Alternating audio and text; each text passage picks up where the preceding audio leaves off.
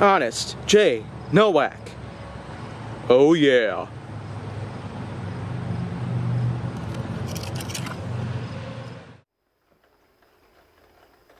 A pleasure to meet y'all at last, and welcome back to Honest J. Nowak, as well as Legacy of Supers, yet again. Because now it's time for me to move on from all the other ones I've already talked about, and instead, this time, I'll be talking about another one of my all-time favorite superheroes, Batman.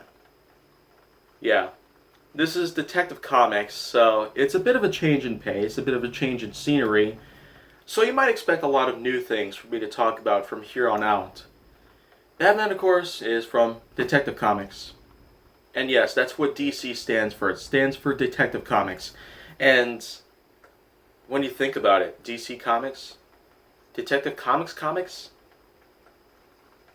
I mean, it kind of reminds me of the Commodore CD-TV, that gigantic aluminum box that tried to combine a PC and a game console at the same time, CD-ROM drive and all that. The Commodore Dynamic Total Vision. It should have been called the Commodore Compact Disc Television.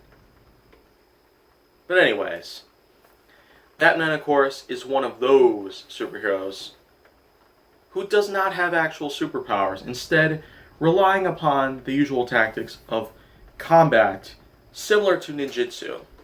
And that was actually because Batman was actually trained by ninjas in the League of Assassins. Because as far as my knowledge, it's pretty big for what it is. Batman, of course, first came around after Thomas and Martha Wayne had both been shot down in Crime Alley by someone known as Joe Chills. Yeah, my knowledge about the Batman universe is astounding in comparison to many others. Well, anyways, after a young Bruce Wayne had been left all alone since Thomas and Martha had been taken away forever, Wayne was able to seek refuge thanks to the help of, at the time, police officer Jim Gordon, who was able to take Wayne under the wing and help. But eventually, after growing up, Wayne would then, simply put, head on over to the League of Assassins for training.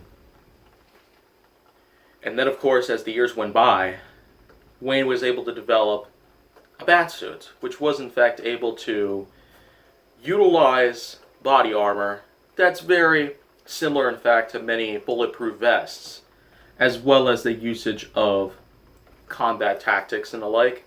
And the cowl, of course, is usable as a sonar to find out where everyone could be hiding, as well as to utilize a detective mode, which would allow Batman to scan around the environment to find whatever trace of any evidence that could possibly be found at any crime scene possible. And then, of course, there are the many villains that Batman has faced. Killer Croc, Selina Kyle, the Penguin, the Joker, Two-Face, Riddler, Mr. Freeze. Then the list goes on from there, but in all honesties, I will say that the Batman universe is one of a kind. Especially because I'm a die-hard fan of the Arkham games, especially from 2009 to 2015. Gosh, I almost messed up there. Well, anyways, those 4 games on PlayStation 3 and PlayStation 4, they were all one of a kind. Their stories were just intriguing to look at, and the character selections that they pick out were indubitably awesome, to say the least.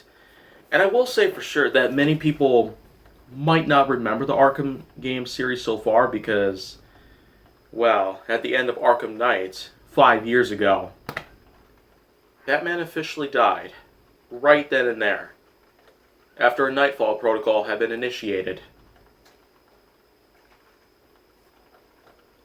That's one moment in life that I'll never forget. The 4th installment to the Arkham game series ends with Batman taking a sacrifice to safeguard all of Gotham City. After Bruce Wayne's identity had been revealed to the entire world, thanks to Scarecrow. But still, of course, if there's one person out there who's probably the best known for voicing Batman, then it's Kevin Conroy. Wow. For nearly 30 years, this is who Kevin Conroy portrays. The Batman. Why not? And for so long now, we've certainly had Kevin Conroy come around every now and then, and I'm sure to say that Conroy is not going away when it comes to voicing Batman. Probably not for a long time. Well, anyways, aside from the amazing amounts of gadgets and the many different designs that the Batmobile has gone under, and not to mention the hundreds of different stories that have taken place throughout all of Batman's history throughout the past 77 years, I suppose, it's just been astounding to see how much has changed since the very beginning. And I will say for sure that for generations to come, we'll still have the character around. But of course, tomorrow I will talk about yet another Detective Comics based hero. But if you want to see more, go down to my channel. Make sure that you like, subscribe, comment, follow me on social media, and stay on the Hollywood side.